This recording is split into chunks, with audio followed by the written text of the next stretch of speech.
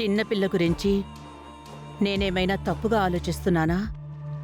అక్షయ గాని అవని గాని కావాలని నన్ను అవమానించడానికి పథకం ప్రకారం అలా చేయడం లేదు కదా.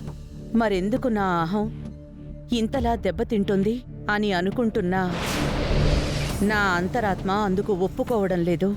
ఎందుకంటే వాళ్ళు పక్కనే ఉండి కూడా నా గురించి మాట్లాడకుండా నీరాజనాలందుకున్నారు. వాళ్ల దృష్టిలో నేను చులకనైపోయాను.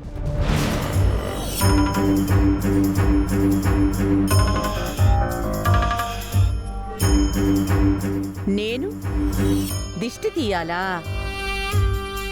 ఎలా తీస్తాననుకున్నారు? అది పిల్ల పిచ్చుక. నాకు దక్కవలసిన గౌరవం దానికి దక్కింది. నాకు రావాల్సిన పేరు దానికొచ్చింది. ఇంతింతై వటుడింతై అన్నట్టు నాకంటే ఎత్తుకి ఎదిగిపోదామని అదనుకుంటుందా?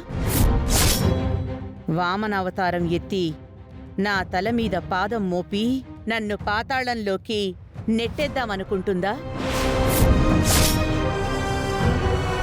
తల్లి కూతుళ్లను నేను అక్కున చేర్చుకుందామని అనుకుంటే నన్ను కాదని నన్ను దాటిపోతున్నారు. అది నేను సహించలేను. నా నుంచి ముక్కు పుడక తనకి చేరకూడదు. ఆచారాలు అందకూడదు. నా స్థానం అస్సలు దానికి దక్కకూడదు. నా వంటి జాతకంతో పుట్టినంత మాత్రాన నా అంతటిది అయిపోతుందా? అలా జరగకూడదు.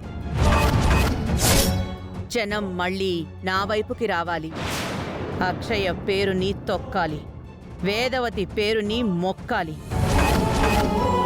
వేదవతి లేనిదే ఏ కార్యమూ జరగకూడదని అందరూ నా వైపే చూడాలి. నా అహం అంతలా దెబ్బతింది కాబట్టే దిష్టి తీయడం తప్పించుకోవడానికే నా చేతిని నేనే కాల్చుకున్నాను. ఈ గాయం హాయిగానే ఉంది. ఈ విషయాలు బయటికి చెప్పుకోలేను. చిన్నపిల్లతో పంతమేంటని అందరూ నన్నంటారు. అందుకే నాలో నేనే దాచుకుని నలిగిపోతున్నాను. బయటకి ప్రేమని నటిస్తూ నేను చేయవలసింది నేను చేస్తాను.